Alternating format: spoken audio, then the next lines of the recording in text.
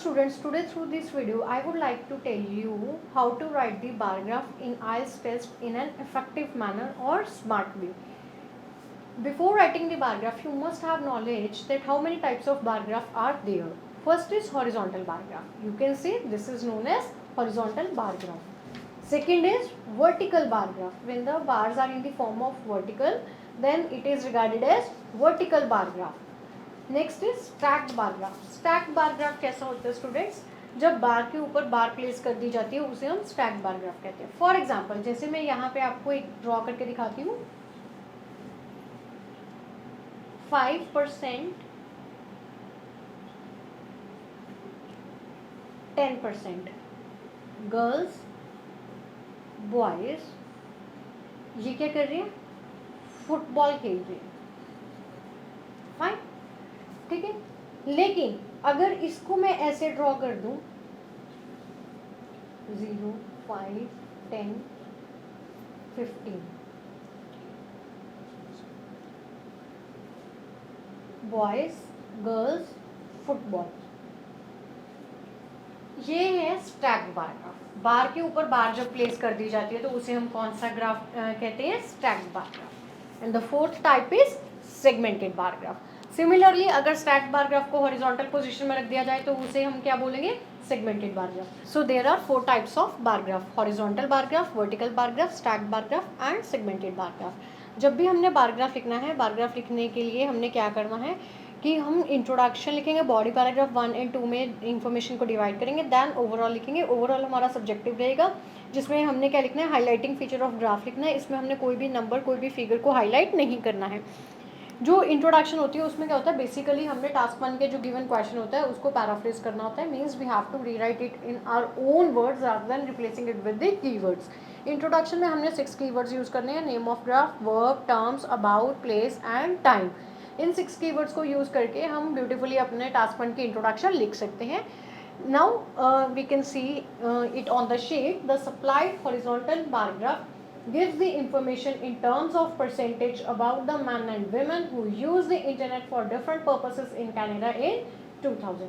कि जो supplied horizontal bar graph दिया गया है, इस बार ग्राफ को हॉरिजॉन्टल बार ग्राफ कहते हैं. नेम ऑफ ग्राफ हो गया है. वर्ब, यहाँ पे भी हमें हिंट दिया हुआ था, शोज था, तो शोज की जगह पे मैंने गिव्स लिख दिया है. आप इलास्ट्रेट्स यूज कर सकते हैं, इलास्ट्रेट्स कर लीजिए, रिप्रेजेंट्स कर लीजिए, डिपिक्ट्स कर लीजिए. It is up to you कि कौन सा वर्ड आपको यूज़ करना है. कोई भी वर्ब आप यहाँ पे यूज़ कर सकते हैं, बट मेक श्योर वो करेक्ट होना चाहिए.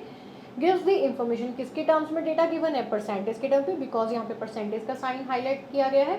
किसके बारे में इंफॉर्मेशन दी गई है? मैन एंड वीमेन, जो कौन से एज ग्रुप से बिलोंग करते हैं? 15 to 24. तो ये यंग है, बार बार हाईलाइट करने की जरूरत नहीं है इसको. About the man and women who used, who का क्या पर्पस है? यहाँ पे रिलेटिव प्रोनाउन है, इंफॉर्मेशन को स्ट्रेच कर रहे हैं. हु किसके लिए यूज किया जाता है? पर्सन के लिए. Who used internet, past tense में लेके जाना है क्योंकि 2000 के बारे में बात हो रही है. Who use the internet for different purposes, ये डिफरेंट पर्पस बताए गए हैं, डिफरेंट रीजंस बताए गए हैं. कहाँ पे यूज किया है? प्लेस क्या है? कनाडा. और टाइम क्या है? 2000. तो आप ऐसे इन 6 कंपोनेंट्स को यूज करके अपना इंट्रोडक्शन लिख सकते हैं. बॉडी पैराग्राफ 1 में आपने ये स्ट्रेटेजीज यूज करनी है. ये कोई फिक्स नहीं है कि आपने मैक्स मिनिमम सबसे पहले यूज करना है. आप इसको बॉडी पैराग्राफ 2 में भी यूज कर सकते हैं. It is up to you कि आप इनको कैसे यूज करना चाहते हैं. More less respectively only similar direct information followed by a difference of. Body paragraph 1 है जिसमें मैंने क्या किया, अपने जो ग्राफ है इसको डिवाइड कर लिया इक्वल पार्ट्स में, जैसे कि 1, 2, 3, 4, 5, 6. ये 6 जो है मेरे पास रीजंस है यूज़ करने के लिए. तो मैंने जो फर्स्ट 3 रीजंस है इनको बॉडी पैराग्राफ 1 में हाईलाइट कर दिया और जो रिमेनिंग 3 हैं उनको बॉडी पैराग्राफ 2 में एक्सप्लेन कर दिया है. तो यहाँ पे आप देख सकते हैं, it can be clearly seen that almost similar ratio of man and women use the internet for sending end receiving emails. अब यहाँ पे ईमेल वर्ड है, ईमेल या तो सेंड होगी या फिर रिसीव होगी. फॉर के साथ क्या आता है? हमेशा वर्ब की फर्स्ट फॉर्म आईएनजी जिसे हम बोलते हैं, इसे जारंट भी बोलते हैं. तो यहाँ पे मैंने लिख दिया कि for sending end receiving emails almost similar है. 71 एंड 70 है. सब्जेक्टिव सेंटेंस ले लिया है, इसको ऑब्जेक्टिव मैंने हाईलाइट नहीं किया है. No need to write the exact percentage here. Then analysing further, आगे पॉइंट ऐड ऑन करने के लिए 61% एंड 71% फीमेल. 61% किसके लिए? फॉर फीमेल्स है. 71% फॉर मेल्स है. Use it for good and services respectively. Respectively क्यों है? क्योंकि पहले मैंने दोनों परसेंटेज हाईलाइट कर दिया है, फिर मैंने जेंडर्स को एक्सप्लेन कर दिया है, फिर मैंने बता दिया कि रीज़न, इट किसके लिए यूज़ किया गया है, इंटरनेट के लिए। No need to write the word internet again and again in the task, आप रेपिटेशन अवॉइड करने के लिए यहाँ पे इट प्रोनाउन भी यूज़ कर सकते हैं। रिस्पेक्टिवली का क्या फंक्शन है कि 61 जो है वो फीमेल्स की परसेंटेज है और 71 जो है वो मेल्स की परसेंटेज है। ये चीज़ कौन से वर्ड से हमें क्लियर होती है, रिस्पेक्टिवली से।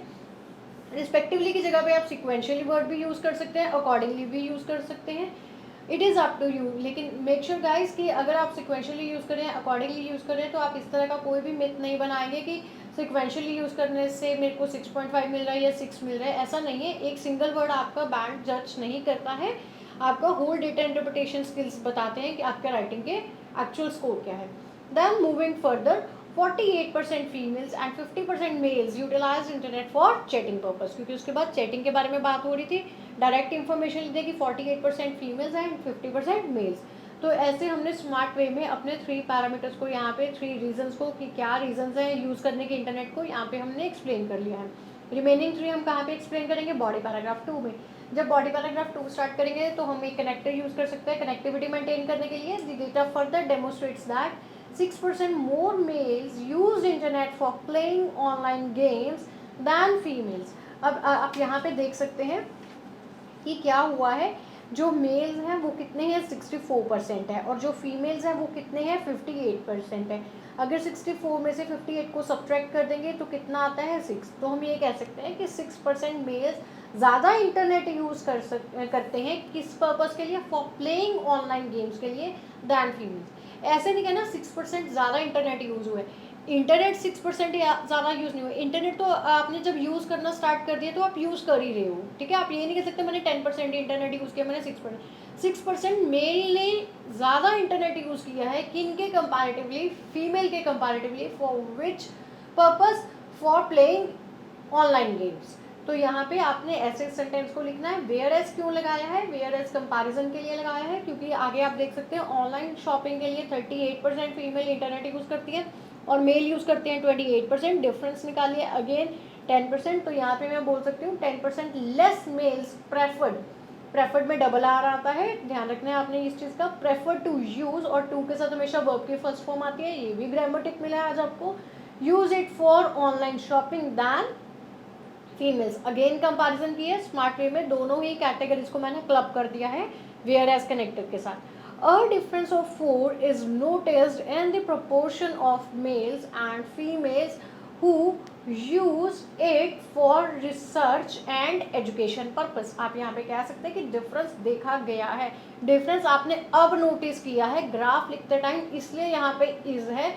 Although data is in the past tense, लेकिन आपने डिफरेंस कब नोटिस किया, जब आपने ग्राफ को ऑब्जर्व किया, इसलिए यहाँ पे इज आया है।